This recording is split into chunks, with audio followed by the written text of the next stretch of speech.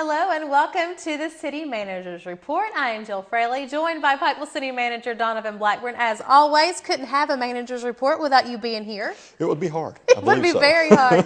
How are you today? Jill, I'm doing wonderful. How about Excellent. yourself? I'm okay. We have lots to talk about, We do. lots of videos and pictures to show our region, Donovan, and we're going to get right to it. Sure. Has seen something happen here that we have never seen before. And I know you have been on the front lines of the tornado devastation that hit our area. Last week, of course, we're taping this, but it's just been unbelievable to see the devastation that our neighboring counties have suffered. Yes. And it's also been unbelievable, but not really surprising, the amount of support that our Eastern Kentucky people will give when a crisis comes about. Absolutely. You know, Jill, growing up in this region, I mean, we heard for years that, you know, we're protected by the mountains and Right. these tornadoes can't get in here. And I mean, over the years, we've seen little twisters come But here we've and there. always heard that, though. But we have. And, you know, what has occurred last week was absolutely dispels that and puts things in perspective. I mean, a millionfold. We, you know, you said we've always heard we were protected. It's never going to get to us. But if it does ever get in between the mountains, it will be devastation, and that certainly is what has happened. Just about the entire width of the valley in West Liberty, straight through the middle of their town. It's utterly amazing to me what has happened. The pictures, but when you see it firsthand, which I know that you have, and we're going to talk a lot about that today. It's just heartbreaking. It is, but you made a comment a second ago that I totally agree with, and that is, if something like this was to happen, and you know, God forbid that it does again, but there's no better place to live than to have the support of these communities that's in and around us, because what has happened over the past week is just mind-boggling in a sense, but it's also a great depiction of what our people are all about. The resilience of the mountain people is something. Absolutely. Before we go any further, we want to show a video that our Shannon Deskins put together. She traveled to West Liberty area and through Magoffin County on Saturday and did some remarkable videos, some of the best I have seen, and I'm going to brag on her just a little bit, some of the best I've seen, some of the best pictures that I have seen. A wonderful story there. So we're going to take a look at that, and then we're going to talk about it on the other end, okay? Sounds great.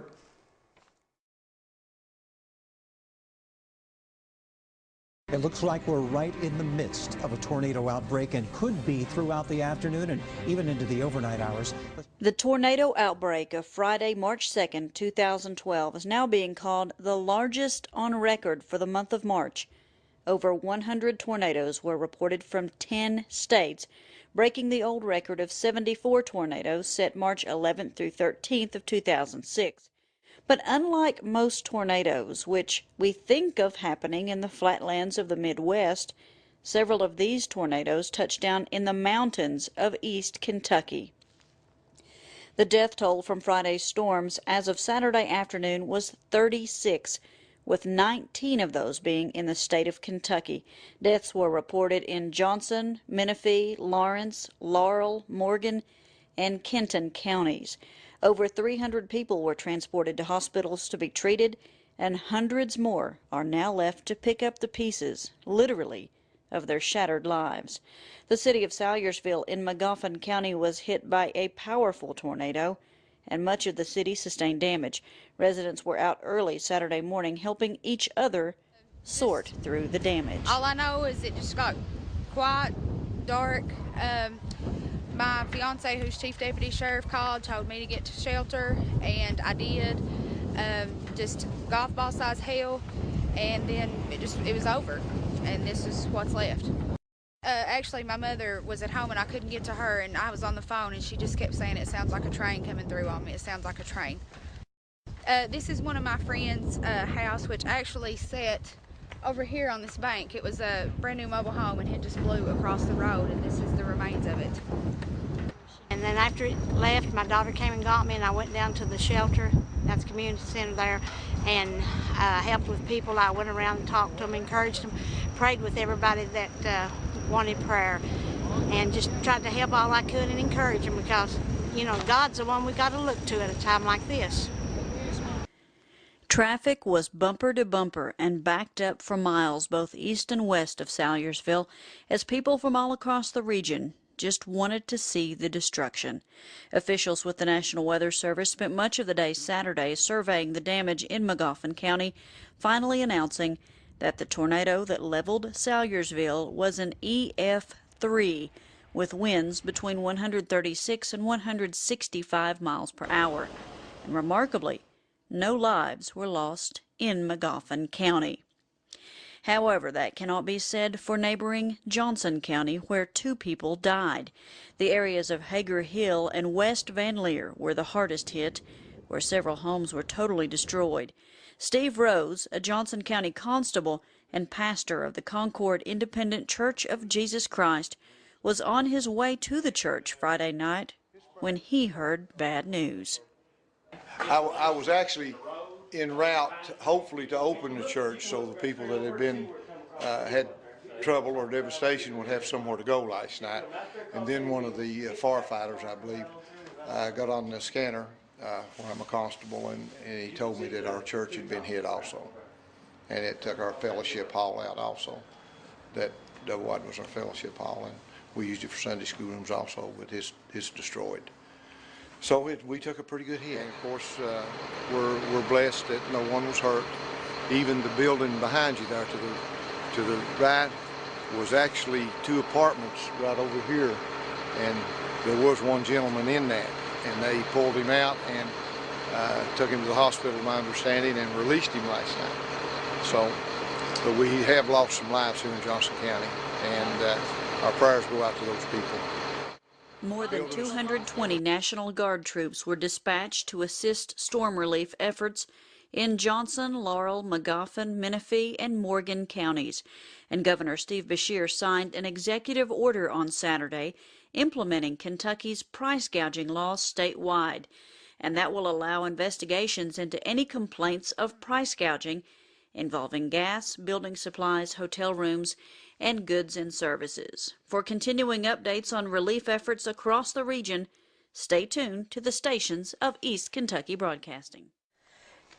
The video that Shannon took that we just saw is something that you really can't fathom unless you're there. I have talked at length with her about the things that she saw, the emotions that she felt going through an area that she's traveled through her entire life, just like you and I. I went to Morehead State University. I traveled through Magoffin County every time I went, then on into West Liberty, and there were landmarks that I picked out because I knew if I got to the beautiful white church right there on the corner of Main Street in Morgan County, I was 20 minutes from my dorm. That church isn't there anymore, and she had a picture of that, the rubble of that church. I know you and many of the city officials went to West Liberty, have been a huge help to that area, and thank you for that. But I want you to talk a little bit about what you felt going through there, because it's one thing to drive into the area, but it's another thing to park and then to see the displaced businesses, the residents, and to know that with just a little bit more force, that could have been our city. Well, you hit the nail on the head, and that's where mine went, Jill, during this whole time. And you know, anybody that's watched me sit in this chair that knows me is I'm pretty energetic, and I go on. I'm easily excitable, but you know, this is also surreal to me, and right. It's really put some things into perspective. And you know, and to Shannon, your point with Shannon, you know, Saturday morning when I got the call, you know, and obviously we watched the television all Friday night, and I was in direct communication with Paul Maynard on where the storm was tracking, and he and the police chief stayed over until about midnight, and we talked back and forth probably 20, 30 times. And knowing that these cells that were coming through there was 2 major cells that were looking like that they would hit Pikeville, and they dissipated when they did hit the mountains. But then when you know, I was watching CNN, and when they came across, they spoke specifically about West Liberty, and it was probably the worst cell that was out there. And you never think that you're going to hear that on CNN. No. I mean, you hear about, you know, your Midwest states and all of those places, you know, the Plain states, and then you hear West Liberty, Kentucky in Morgan County. And you know, they talked about there was over 100 tornadoes on Friday, and that again, based upon what they were seeing on the map, that this F3 tornado that touched down in West Liberty and Salyersville was probably the largest and the worst from the standpoint of destruction. Not to belittle any of the other communities that were impacted, but you know, and I'll go into how some things unfold here in a minute. I've got a PowerPoint that I want to show to kind of put some things into perspective. But you know, Shannon called me Saturday, and we started talking about what the city was doing, and I had put a press release out at the request of the commission because we wanted to get some boots on the ground and really help our neighbors out. But Shannon had, in our conversation, told her that I was going in to West Liberty on Sunday, so she rode down with me. And we had some great conversation on the way down about what she had saw in Sayersville on the previous day, on Saturday. And as we pulled into, now to your question, as we pulled into West Liberty, you know, as you travel through Sayersville and you see all these businesses that when we go to Lexington, you know, every trip that we make several trips to Frankfort, Lexington, these businesses that we stopped in, and whether we got something to eat or we filled up with gas. Every single time. There one business, you know, I actually had a little small accident on the Parkway, and I had one of the businesses that came out and towed my vehicle in, and I remembered those things, you know, growing up and traveling through the area. But then as you drive through and you realize that they're not there anymore, it started putting some things into context for me. But nothing more so than as we pulled into West Liberty, and we a great depiction, a video that's been viral of right at the McDonald's there in West Liberty, and you saw the lady taking the video with the tornado twirling above their head coming down. Of course, that McDonald's is still there. It's operational. The actual tornado went inland, probably about towards the city, about half a mile to a mile. But when we got to the intersection there, the National Guard was out. The state police was out. And then as we traveled in another probably quarter of a mile, the National Guard was out. So we actually went through 3 checkpoints, and you know, they were doing a great job at making sure that people that weren't needed to be downtown weren't there. But still on the outskirts of town, because I saw the video of McDonald's, it still didn't put it into perspective. Right. So then when you hit Main Street, and I looked over, and the first thing that I saw where the damage started was, and I can't remember his name, and Shannon will hurt me over this, but was the gentleman from the Weather Channel. So the Weather Channel was there, and they were filming. So, and we talked, you know, you never want the Weather Channel to be in your community. That's a bad thing. Jim Cantori. Thank you. I couldn't remember. So, you know, we talked about that this isn't good. And then we traveled a little further, and there was CNN, and they were reporting, and then we hit Main Street. And then, I mean, it just came crashing down, and you couldn't help to get choked up. And you know, tears were in Shannon's eyes, tears were in my eyes. Just sitting here listening to you, it stirs those emotions. It did, and it was, you know, and what I've said, I guess, Jill, and what I'm going to depict here again because I'd really like people to think, if you've not been in these type of situations, and obviously I have, and I lived through a tornado in Winchester a couple of years ago when I lived there. I actually was in a twister on the Mountain Parkway several years ago. I was in the Georgia Dome when the tornado hit during the SEC tournament, when it hit the Georgia Dome. You telling me that. I was there, and the sound still to this day. Every time I hear a train, I think about it, because when people say it sounds like a train, it does. Literally, but it sounds like that train is right here. It's right next to your ear, because it is so deafening and scary. Well, and all the things that I had experienced on a very, very small level. Then you go downtown, and you realize the destruction that Mother Nature has. And you know, when I was in Winchester, and again, there was a pretty significant tornado that came through there, and it was about 50 yards from my door, and it did some destruction. But traditionally, with the tornadoes that I've been in, now I worked for Lowe's Home Center for a lot of years, and with Lowe's, we would go into communities that had tornadoes in excess, and so that we could order the materials that were needed. But my point is that in Winchester at the time, there was pockets of destruction, and typically that's what you somewhat see. Now, CNN or the Weather Channel, they'll depict some significant tornadoes that have come through, F3, F4s, that do a tremendous amount of damage. But that's what I want to get across today during this show is that some of these communities that were hit weren't pockets of damage. It was total devastation. Downtown West Liberty, Jill, every street that we travel on is gone. I mean, it's totally annihilation in a sense. Now, is there buildings standing? Yes, they are. And there are a few of them probably repairable. Yes, they are. But for the majority, every side street, every neighborhood, you know, and obviously through the path, and it was a very wide path, is just total destruction. And when you look at, and we took probably between I took Jesse Bowling with me down. He drove a DARE vehicle, and we'll talk about, and Paul Maynard went down, my director emergency manager, with the county CJ. You know, they've been down, bless Paul's heart. I sent Paul Maynard, who's got a great heart, and he does the city a good job. Absolutely. He went down Saturday, so he's been down Saturday. Well, yesterday was the first day that he's not been down there working a 10 or 12-hour day. And what he's been down there doing is helping their 911 coordinator and director try to get their 911 system back up.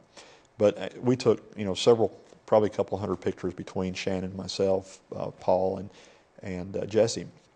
So what I did this morning when thinking about this show is that I put a little presentation together, and not really showing the same pictures that everybody's seen, but what I want to hopefully do is to try to tell a story to get people in where my mind was as a leader, as a community over municipalities as a leader.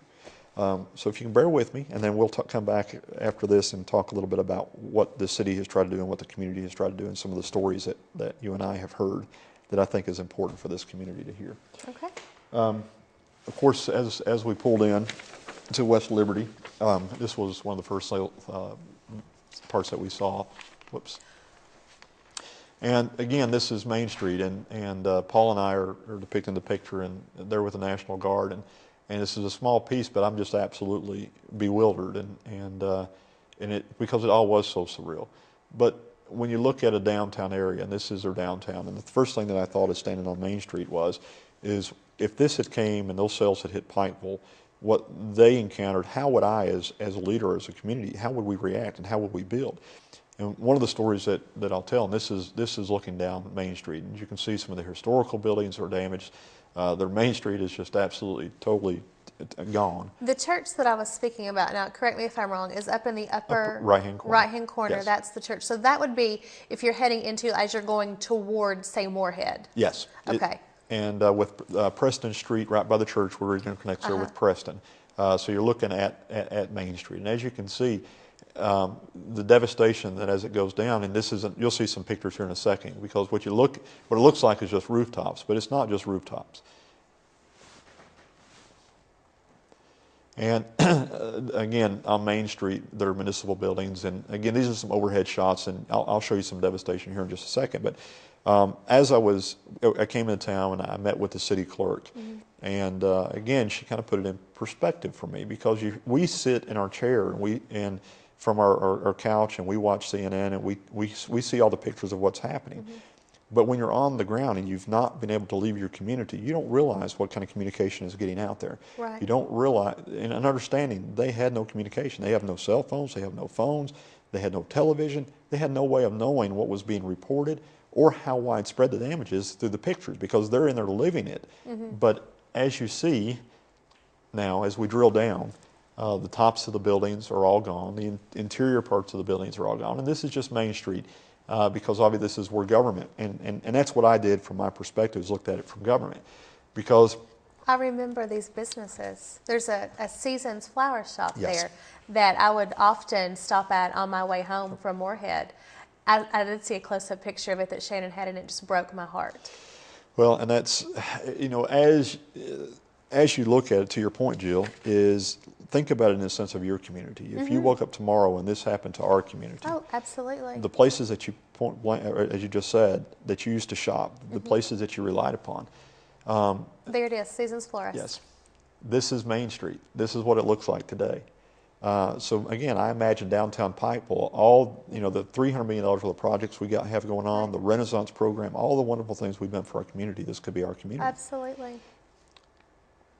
And again, depiction of what their Main Street looks like now. Well, and their Main Street is very similar in a way, as far as the light posts and things like Yes. that go. They have done so much work in that very small community to make it as beautiful as they possibly could, and it's beautiful. Absolutely. You know, just the flowers that they would have in the spring, their Christmas decorations. I think about all of this stuff going through there. I know you do too.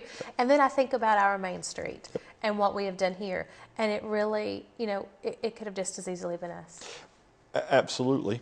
And as you look at the different type of buildings that, one of the stories again that caught me is one of the gentlemen that worked for the government was trying to fill up his vehicle, and he had came and told his supervisor that I used credit card for the government. And he said, well, why did you do that? Why didn't you write a check? He said, I have no bank. It's not there. It's not there anymore. So when you look at the infrastructure, you know, and that's what I paid attention to, because that's what we do as a government, is we provide quality of life and all the infrastructure. But looking at this community, these are the tower units for the power that comes into the community. This is the church you're talking about, but what I'm depicting here is if you look, these are all the power cables, these are your telephone. These are all the things that people rely upon for the quality of life and their services, all gone.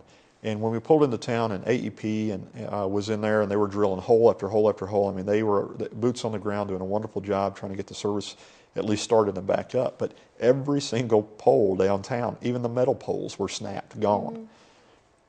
Well, you think about those concrete poles that are into the ground that have stood there, that are supposed to be able to withstand anything. Up against 160-mile-an-hour winds, it's just not going to happen. They didn't. Of course, there's a picture in here that I don't have, but it's on our Facebook page, I believe, of one of those metal poles you're talking about, just completely snapped Just into. bent. Yeah. Again, you know, think about if this was your community, where do you go for your services? City Hall. You know, so these folks have no way of doing day-to-day business that we take for granted. Yeah. City Hall's gone. The police department is gone. And I'll tell you a story that I did when, you know, we had a radiothon for East Kentucky Broadcasting and City of Pikeville. All of our corporate sponsors, just was wonderful.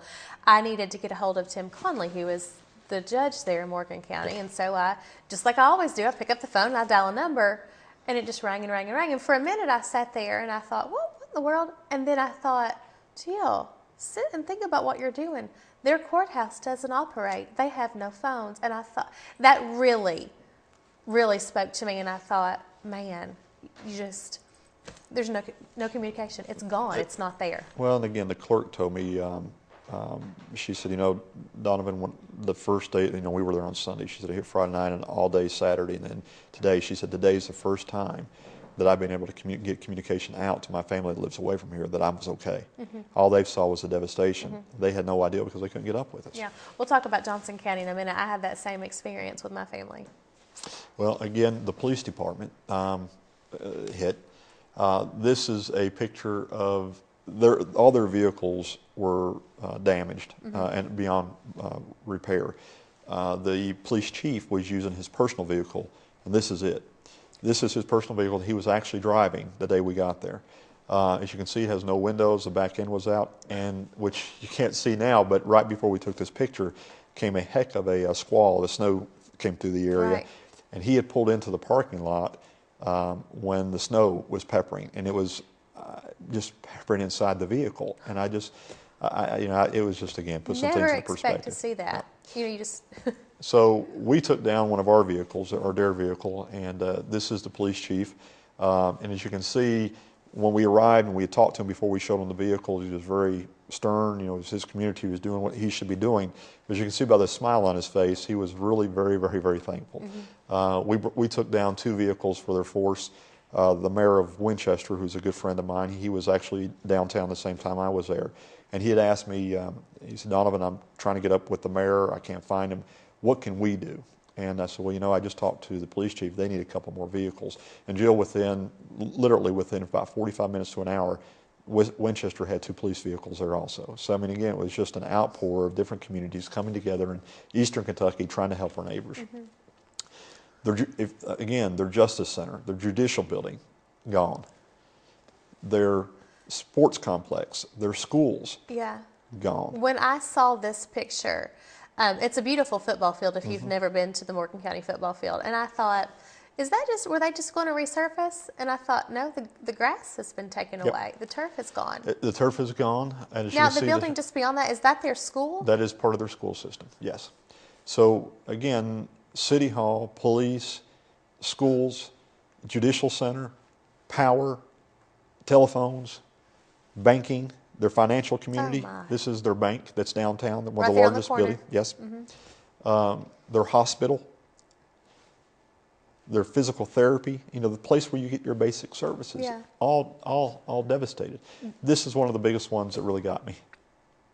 I have looked at this so many times. What do you say?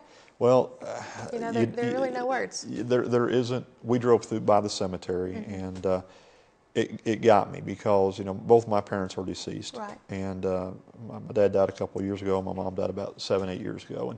And I can imagine the cemetery where they're built going up and not knowing where they're at. I mean, you know, obviously, hopefully you've got a concern of where the marker is. Right. But seeing every single tombstone, I think there was 1 or 2 tombstones out of the whole cemetery that I saw that was still standing. The rest of them were displaced here, there, and everywhere. Well, and again, talking again about the concrete poles, these are heavy granite monuments that it takes cranes to sometimes sit down. They're so heavy. I mean, it's unbelievable the amount of weight that they have, and they're just flipped over like pancakes. Yep. And tossed to and fro. Right. Again, the places where they got gas, you know, they were driving out, you know, several miles outside of the area to try to find gas stations just to do the basic things that they needed to do for generators and chainsaws and those things. Right. Because they have no power within the whole grid. Places that they shopped. You know, this again. That's a Merle Norman store. Yeah, and the unique thing about this that caught my eye just it was the force of these tornadoes, and it's amazing. It takes the whole roof off, it takes the doors off. But if you'll notice on the shelves, it didn't touch a thing on the Nothing. shelf. Right. Neighborhood after neighborhood, Jill, was totally demolished. Historical My goodness. components of their downtown and their area, their history, destroyed. The trees completely uprooted. Insulation from buildings just hanging from the tree limbs. Every tree limb. Again, community after community, all in and around, totally annihilated.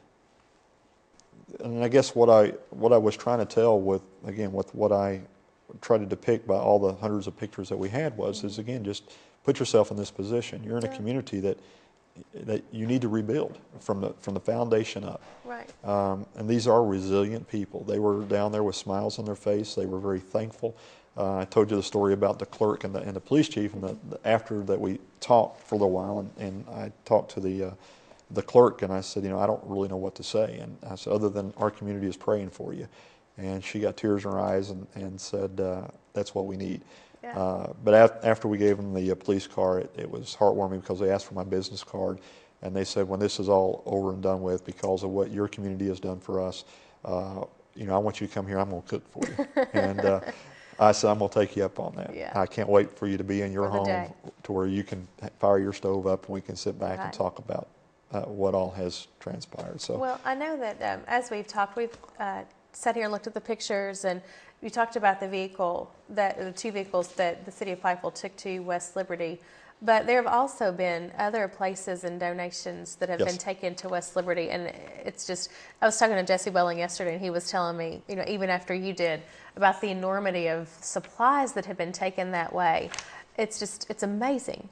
Well, and I was saying earlier, I got the call at, first call I got Saturday morning was at 7:30 a.m. by Greg May with Utility Management Group. At 8 o'clock, I got a call from Commissioner Barry Cheney. Then 15, 20 minutes later, Commissioner Jimmy Carter called. And again, they were concerned and saying, what can we do? We need to create an initiative and try to help our neighboring community. I talked to them about that. I heard that they needed some vehicles, but they talked about all the other things that are needed. So we started the initiative and I got a hold of Jesse, and him and Sean Cochran came out. We worked all day Saturday, and Jesse went with me Sunday, and Sean manned the expo center. But we took, so far, with the generosity of this community, just based upon the press release that the City Commission asked me to put out, we've taken 2 trailers, completely full trailers of supplies, based on items that were on those lists, to West Liberty, 2 to Syersville, 2 to Painesville, 1 to Martin County, and we have 2 actually going out today. So, and these are good-sized trailers. So we've, you know, I told a story last night on the telethon that, you know, bless my son's heart, because he saw me coming and going, and he and his girlfriend called and said, Dad, you know, you had that list of the different items. He said, can you send me that list? So I just texted him the list as I had I didn't think anything of it. But they showed up last night with about, I don't know, 8 or 10 bags, basically bought everything on the list. And typically people just buy 1 or 2 items, but people want to help. And I was proud of him, and he understood through the pictures and the stories that I had been telling him. But, and that's not just to brag on my son, but the entire community to see, you know, Pepsi pull up and donate 8 pallets of water, and Kellogg's donating 2 pallets of Pop-Tarts. And And we had 3 trailers donated to us that we can pull this stuff down. Not to mention the person after person after person that has pulled up that has donated these goods. Now there has been a recent press release put out, and I know we're taping, so it'll probably be updated by the time this gets out also, that West Liberty has received so many donations that they're overwhelmed. So they have refined their list and looking still at some of the other areas, Syersville and some of the other areas that are still in need of. Yeah, I did speak to some people in the Morgan County area, and they did say that they have so many supplies that, and the thing is that they don't have a lot of places to store those supplies. That's something that they and Johnson and McGoffin County are experiencing, with them the greatest because they were obviously the hardest hit. But that's why we did the Radiothon, because we tried to figure out a way that we could come together and think of what they needed the most. The supplies were coming in, but what they really needed was cash. Everybody said they just need a place to go get a room, to lay their head, to go buy dinner for their family. The toiletries and items of that nature, most of those things were being met, the waters and things, the immediate need, but they just needed some money. Right. They can't go to a bank in those areas, especially in Morgan County. But that's what they said. So that's why East Kentucky Broadcasting, along with City of Pikeville, Appalachian Wireless, all of our sponsors, Pikeville Medical Center, my goodness, thought that would be the best thing, and that money is going to be dispersed. We, on the 7th, and we're taping this on the 8th, but on the 7th, we did have our Radiothon. You were there with us. Yes. You saw the outpouring of support It was from unbelievable. So many people in our community, kids bringing their piggy banks and giving just $3, $15 from a 5-year-old I saw. But, every little bit adds up. And at that point, when we were finished, over $163,000 was raised in 4 hours. Now, since we did that, the texting that Appalachian Wireless set up for us, it's been replaying on Pike TV for a couple of days. Those donations were still coming in, so we fully expect that number, and may have already, at this point that it airs, to reach $200,000. Jill, I mean, that's phenomenal, and Yeah. I'm getting choked up just sitting here thinking about it, because again, it goes to where we started the program, and there's no place that I'd rather live than where we're at, because people they are compassionate. We're God-fearing, loving people that understands what it is to help our neighbor, and that was the city's perspective right off the bat to get involved, because we've been truly blessed. I mean, we're a community of growth and good financial stability, and we take a lot of things for granted. And when you pull into communities such as this and you see what they've lost, it gives you the want to reach out a hand and say, what can I do to help? In 15, 20 seconds. It's all gone. Absolutely. And that's about what it took, was 15 to 20 seconds from start to finish, at least in West Liberty. Well, and I'm going to, Pike TV also has some shots as I'm talking that I want them to show of Syersville, because again, other outlying communities, we don't want to forget them also and how they were hit. And as I told you a moment ago, I'll tell you a real quick story, and they're rolling a film right now of UMG, and Syersville, when it came through Syersville, actually they're saying that the wind force was a little stronger in Syersville. It just wasn't as concentrated in a more dense area as it was in West Liberty. But as you travel on the parkway and you see all the trees gone, and you look at these markers that we've seen our whole life of traveling back and forth. But the Syersville water plant was hit also, so these folks were without water. Now the unique thing in West Liberty is they actually have water and sewer. They don't have power, but their plants are still intact. But in Syersville, it hit their plant, tore the roof off of their plant. Their operator was actually in the plant and took cover in the pipe area on the bottom. So Friday night, Greg May with UMG went down, and they started the rebuilding of the system to try to get water out, because you can't start cleanup until you get the basic essentials. He worked with the mayor there and very diligently with his staff. You can see, again, through the video, some of the damage that was done. But he called me again at 7:30 on Saturday morning asking if he could take the city's, we have a large generator that we use for some of our plants down, absolutely, along with some other supplies. So they went down and they started working, and they rebuilt the system. They got the system completely rebuilt in one day, makeshift roof put on board. I mean, working pretty much a 24-hour shift with a lot of different folks. Now, the funny thing is that UMG just took over the Syersville contract of water about 2 weeks ago. So now they're on the ground working hard, diligently, to get the system back up and running. So they did that. They got it up and running. They got the pumps up, and they started to turn it on. and this isn't a slam, and I want that understood, to any federal agency, because there's a Right. lot of great people that done a lot of things. But a representative of federal government came to them and said, if you turn on the generator, which will fire back up the water, then it's a $50,000 fine until the president signs the declaration. You cannot turn this on until the declaration is signed. And of course, this kind of deflated the work that was done, and it was somewhat unreal. So Greg contacted the mayor and said, I'll tell you what, I'm cranking it up. If it's $50,000, we'll stand good for the $50,000. Good for him. And they cranked it up, which I was very proud of the work that they did. They contacted Congressman Rogers' office, who in turn contacted the federal agency, who had in turn somebody on the ground the very next morning apologizing for the situation and told them that there would be no fine assessed, and they understood what they had to do, what they needed to do. You know, there's 100 stories out there of a lot of different things. I know you shared a few. Yeah. That again, those stories need to be understood, because there's a lot of heroes out there, people.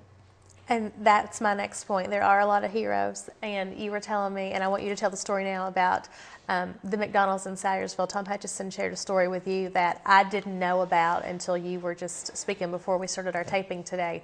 And I just, you know, people are so unselfish. Yes. When it comes to this, and they start thinking, and they think about others first, and I want you to tell the story now about the lady in Sayersville. Well, Tom is, you know, again, Tom is a great friend of mine, and yours as well, and he and his brother do a lot of great work Absolutely. through the McDonald's organization, and obviously they own a lot of local McDonald's and owner-operator. But the Sayersville McDonald's, if you've seen the pictures of Sayersville, and we've got a couple that again, Pike TV will go through. The McDonald's was hit, along with numerous other businesses, and the lady manager there, and I can't remember her name, I apologize to Tom and to her, but as it was coming through, she recognized what was happening. There was people running into her store off the road just to take shelter, and in her quick thinking, she took these folks and put half of them in the corner in the bathroom, which she understood was more structurally sound. So my understanding, there was close to like 20 people in the restrooms. She took the other folks and ushered them into the walk-in cooler. And the inside of the facility was totally demolished. All the tables, everything gone. But not one person was hurt. And it was for, again, fast thinking of people like this that had the compassion and understanding to protect not the facility, but the people. And she was able to do that. And Tom was choked up as he was telling me the story yesterday, because as you looked at his business, the arches are mangled. The roof was a ripple like a bed sheet. The inside windows, everything was completely gone. Well, and as I spoke to him yesterday, again, we're taping this, I said, you just finished remodeling that. I mean, just weeks. We're not talking about months. I mean, just weeks ago that was finished. And I said, when I saw the picture, I just thought, my goodness, you know, all of that work, and especially that stretch of road there on the Mountain Parkway, or right before you get to the Mountain Parkway in Sayersville, we don't really talk about road numbers. Right. You know, we don't say, oh, you go to route this, that, whatever. We do landmarks, and I don't know that there's a time that I go through Sayersville that I don't stop at McDonald's. Yeah. I would just be perfectly honest with you, for whatever I need. And then to see those pictures, the arches really spoke to me, because, you know, that's a big, strong structure, and they're just kind of bent over. It's just amazing. And then just the selfless, she's not selfish at all, I can't even get the word out because it's so heart-rendering. For her to put all those people first in there just speaks volumes about the people, again, that we have in Eastern Kentucky. My story too, in Sayersville, you know, where there's a split, there's a red light, you go this way, and then you go this way. Yeah. One of my friends from grade school lived in the home just across there, the really pretty home with the green roof. That was her home. They just finished remodeling, and she's the first person I thought of. There's not a time that I go through to Lexington or wherever that I would think about her. She's the first person that I thought of, and I really didn't think about her home being destroyed until I saw the whole back part of it ripped off. You know, You just think about that. Well, and I think, you know, I had some of the same thoughts, Jill, in looking at these homes. I mean, you know, I live right beside the park. My house was built in 1887. There's a lot of history there. And the Right. thought of losing not only my home, but part of Pikeville's history, and to watch, you know, some of these folks, you know, one of the things that I remember going through West Liberty was a gentleman standing on his roof and just looking down, just in just Shock. dismay, just wondering, where do you start? I mean, where Yeah. where do you start? Yeah. Because it was total devastation. So it, you know, one of the, not only the great story and the great work that East Kentucky Broadcasting and all the partners did, and I mean, I'm just ecstatic with all the donations and the dollars that have poured in, and you know, and timing couldn't have been better for the city of Pikeville, because as we talked about in earlier shows, it was important for the commission to not thinking really of tornadoes. We were thinking more of flood and ice storms and Oh, things yeah. like that. We, you know, just received a $200,000 grant from FEMA to install an early warning system. So we've got sirens that will be placed throughout throughout the city. The money's already here. We've already actually ordered the sirens. We had one of the sirens we had to relocate, and we're waiting for the federal government to okay the environmental. So hopefully within the next 2 to 3 weeks, our early warning system will be going up, because understand that we're in the beginning of the tornado season. Right. So, just the beginning. And can you explain to me, actually, and I have a story about that too. I wasn't in our area when the tornado started. I was actually in Pulaski County, which suffers tornadoes frequently or activity that way. I saw, and I have a picture on my Facebook page, the beginning of the tornado that hit East Bernstein in Laurel County. I watched it form. I watched the whole thing start to begin. And I'd never heard tornado sirens in my life until that moment. I was standing outside. I was just amazed at what I was seeing, because I'm very interested in things like that. And I heard this noise, and I thought, what in the world is that? And then I realized what it was, and it was a tornado siren. Can you explain a little bit how those work? Yeah, it's not real complicated. It's a system that's hooked into an early warning computer system, and there are the meteorologists. I can't. Meteorologists. Thank you. Sometimes my tongue doesn't work. That as they are tracking these storm systems, there are certain type of cells that form that they can see, that they understand that the way that they're formed with the bow echo and the concentration of colors, that there is a tornado within the proximity. So what this system does is it takes that data along with sightings that can be called in, and as soon as either the National Weather Service issues a warning, or one is spotted, or the computer generated models show there's one in the area, then it enacts this system. Now this system does two different things. One is it has a siren blast. Right. So you hear the siren, the screeching that you typically hear and see in movies and things. And again, the placement, I can't remember how many sirens, I'm thinking there's 8, that is located throughout the whole community. So there should be nowhere in Pikeville that you won't be able to hear these sirens. But just in case you're indoors, there's also a system that's a dial system. And unfortunately, you know, it will dial phones within a concentrated area of what the target area is, that we have also as part of this system. The problem is sometimes on how they're formed, it may be a little bit too late. So the sirens are a better system in order to get people to understand something. And they are loud. Oh, yes, trust me, you will hear them. Yes, there's no doubt about it. It was unlike anything I'd ever heard. Yes. And when it gets louder, it builds. Yes. And I just kept thinking, am I really hearing that? So of course, at that point, I thought, maybe I need to get to the basement. You know, but it's just something that you don't, in our area, like we said earlier in the show, we've always been told that probably won't happen here. Yep. You know, so there's never been really a need. Now, we're used to ice and certainly flooding. Our area's seen its fair share. Not tornadoes, but it's something that, you know, you never know what can happen, but we have proof now that it certainly can. Absolutely, and I think we'll look at the skies a little differently. Yeah, we certainly will. Well, we could go on and on and on about this and the efforts, and they will continue. It's not just going to be this, No. you know, this next couple of weeks. It will be a monthly effort. But we have some more things to talk about. We're going to take a quick break and come back and talk about those things, okay? Sounds great. We'll be right back.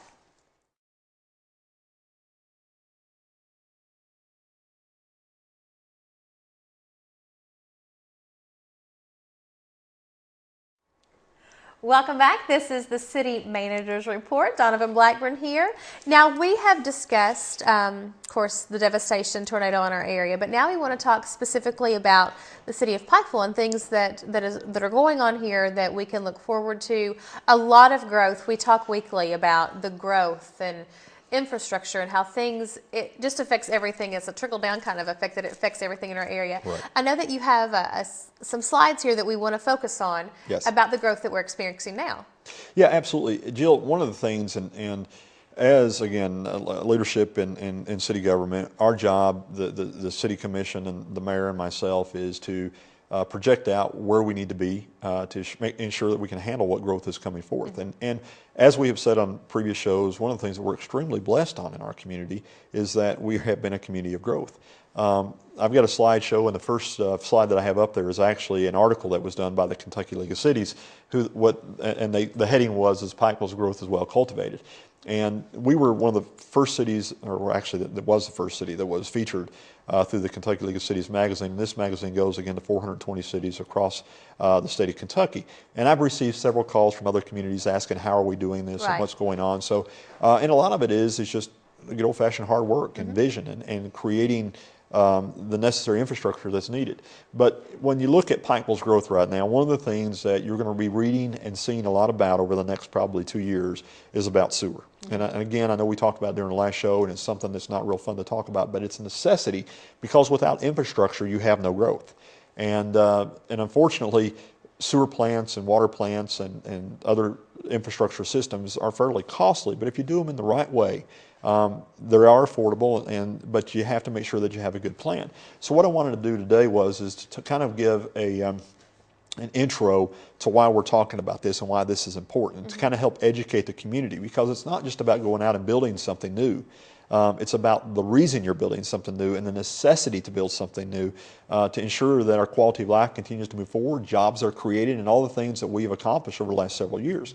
And I'll start off by saying, in 2004 when I came to work for the city, we got real aggressive about the middle of 2004 after I got my feet wet, and we released our first comprehensive plan in 2005. And that's really when the growth started taking place, was in 2005. And as you look on the slide, the city right now has over $300 million worth of projects going on. This is unprecedented growth for our community. I mean, the city of Pikeville is well known for the cut-through project and the Riverfield and a lot of things that we've done.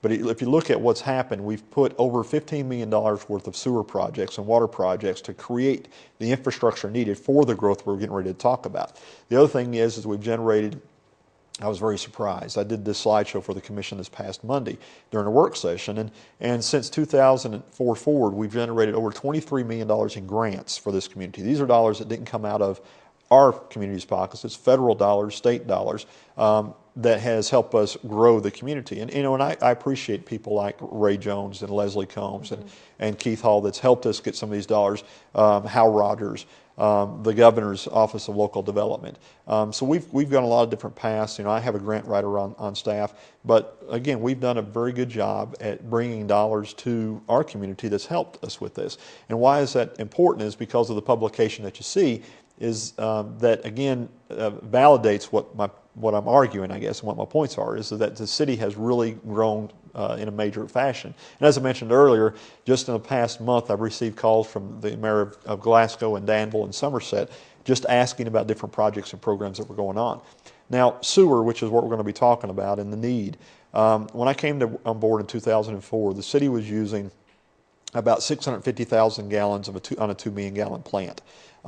And we worked with the county. We extended outside our corporate boundaries in working with Pike County and going through the city of Coal Run to the Floyd County line, up Cowpen, Island Creek, some additional areas within our 201 area that were in the county to, again, provide a better quality of life for those folks, but also to develop areas for additional growth. So with that, by taking over those facilities that I'm talking about in the Cowpen, Coal Run area, we had about 650,000 gallons of usage. We took on an additional about 300,000 was all that we took from the outlining counties.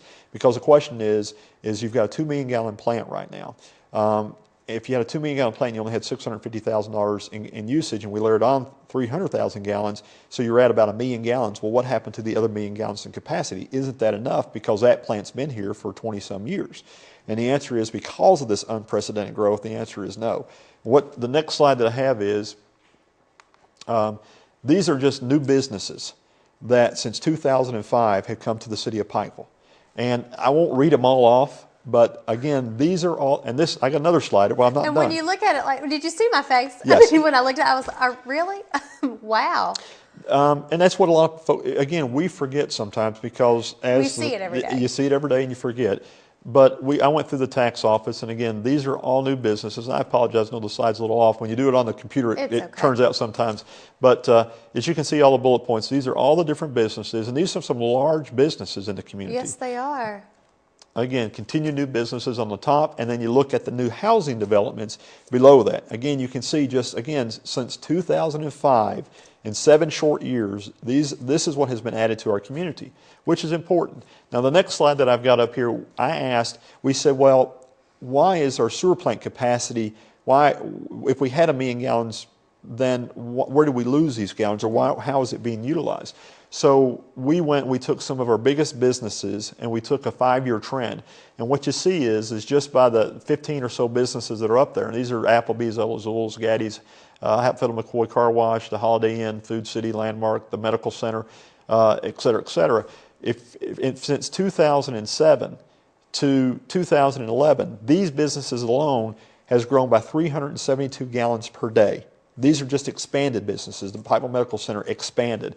You know, the one that I'll draw your attention to is actually the jail. The jailhouse grew by 600% in usage, because they have obviously had more inmates, they've grown their beds, but they've grown their usage over the last 5 years by 600%.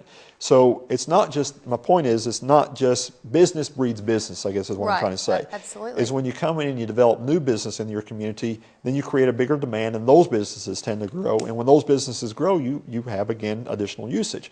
So now what we're up to, just by this example, you're up to about 1.3 million gallons on a plant that can handle 2 million gallons. And then I showed you all the businesses that have come on since 2005 when that study was done. Now, on top of that, let's look at the businesses that will be open over the next year. These are some large businesses. You've got Pike TV that's moving their headquarters downtown, the Artisan Center, which will be moving, Chad Street Complex down on Lorraine Street, the Blue Raven restaurants, the new bank restaurant on 2nd Street, the Judicial Center, the jail expansion. They'll be expanding whenever the judicial group moves out to the Judicial Center, the U Pike Medical School, Jenny Wiley Theater, the Scholar House, Hensley's Apartments downtown, Pikeville Medical Center at Justice Furniture, a new bank being built by Carter and Sadler, the Poly Lumber Building remodel, the Hilton Garden Inn that's getting ready to start, the $100 million expansion of the Medical Center, the Pikeville Library, the Chrisman development at Cedar, the new retail development down by the post office, Marion's Branch, the U Pike Indoor Sports Complex, and the girls moving into the Expo Center. Now, the reason I bring this up is these are businesses that are not hooked into the current sewer system yet, that will be online this year. So currently we're about 90% capacity on a 2 million gallon plant, and we've got businesses that are coming online that are going to basically put us over the 100% factor. So the necessity, so that we don't stifle growth, because what will happen at some point is the Division of Water will come in once we hit capacity, and they'll put a tap ban. They'll say no more sewers into your system until you expand. Right. So the Commission is taking a very progressive step in moving forward. Now, the other thing on top of this, the map that I showed is from the 2010 census. And if you look at the areas that are purple, and if you look in Eastern Kentucky, these are the areas that had population decrease. However, when you look at Pikeville, and Pike County in general decreased by 5.4%. It's number 13 on the ranking of the 2010 census. However, Pikeville, the interior population grew by 9.7%. We are 60th out of 422 cities in total population. But if you look on the left-hand side in green, you'll notice I think it's 40th in population increase in the state of Kentucky. We grew again in population by 9.7%. Now that was through no annexations. That was pure growth. Those were people that have moved into our community. Again, we grew by almost 1,000 people. Going forward with all the new businesses coming on, that number will continue to increase even more so. Our budget, and this is a great economic indicator, again, as to how well the city has done over the last 7 years. under this commission's leadership. Our occupational tax at the end of 2003, which started in 2004, was $3.9 million. Currently, it's $6.4 million. Your occupational tax is your economic indicator. So our occupational tax in the last 7 to 8 years have grown by 63.4%. Again, just a good indicator of business growth. And while that all happened, what the City Commission was able to do is they were able to lower the property tax down to become a more friendly environment for people to recruit into the area. So our property tax was 17.5 cents per hundred access. They lowered it in 2008 down to 15 cents per hundred access. So again, when you look at your rate structure, or let me go unemployment. Unemployment in the United States is 8.3 as of January, 8.6 in the state of Kentucky, Pikeville 7.8. We just received our Moody's rating. We are, and this was from their publication, we have an A1 rating through Moody's. And what I'm trying to depict here is again, business growth, low unemployment, A1 rating in Moody's, lowered our tax base, and all that's equated to, again, explosive, unprecedented growth.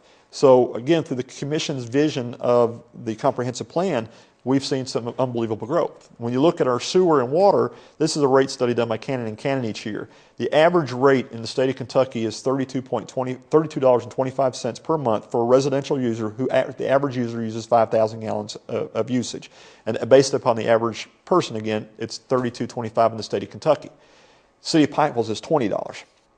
So when you look at Pikeville, we're the 26th, and this is, again, out of 246 sewer plants in the state that this study shows, the City of Pikeville has the 26th lowest rate. Low property tax, reduced property tax, low unemployment, growth with a low rate on our utilities. When you look, again, and this is the slide depicting the 246 at the top end. When you look at the city rate structure, again, in 1995, the city raised the rates at 9.5%. They did it again in 2000 and in 2009. So from 1995 to forward, our rates have moved forward at a very insignificant rate. When you look, and what I did was I went back and looked at the CPI index. So if you looked at the CPI index alone, not talking about what AEP, how they have impacted our rates because of their rates, but just a consumer price index, our rate should be at $22.10, but they've still remained at $20 even based on 5,000 gallons. So again, as an overview, unprecedented growth, an aggressive growth plan since 2012, population increased by 10%, strong financial position, 70% increase in occupational tax, lower tax rates, $23 million in grant, $15 million in utility growth, invested infrastructure and outside the city, 26 lowest rates, stayed under our CPI trend. We've taken our stormwater out of the system, so we've reduced our usage by stormwater by over 100,000 gallons. We're currently conducting, which all leads to a study done by Vaughn and Melton. We just announced this past Monday, we received a $1 million grant to do a study to determine how big and what size our sewer plant needs to be. What we're looking at doing is I have put together a financial package that we're going to be paying some bond debt off. We're going to be refinancing some bond debt at some lower rates, and then we're working with some infrastructure, KIA, RD, and what we're going to be able to do over the next 2 years is to bring another sewer plant in at hopefully the new plant won't put any additional burden upon our people. But based on what I'm able to present right now, I think we're going to be in great shape. So this again is just one of those things that our community has that has had to deal with. It's all evolves around growth, and I'm excited to move into this next phase. I certainly am too. It's an exciting thing to talk about. Growth is always wonderful, and we are certainly excited about it as a city. I'm happy to live here, and I know you are too. Absolutely. Donovan, thank you so much. We'll talk about lots more the next time. Well, I know it was quick and fast, a lot going on once again, Jill, but I appreciate the thoughts and comments. Always great to see the growth that we're having here in Pikeville. Thanks, Donovan. Thank you. And we will see you next time on the City Manager's Report.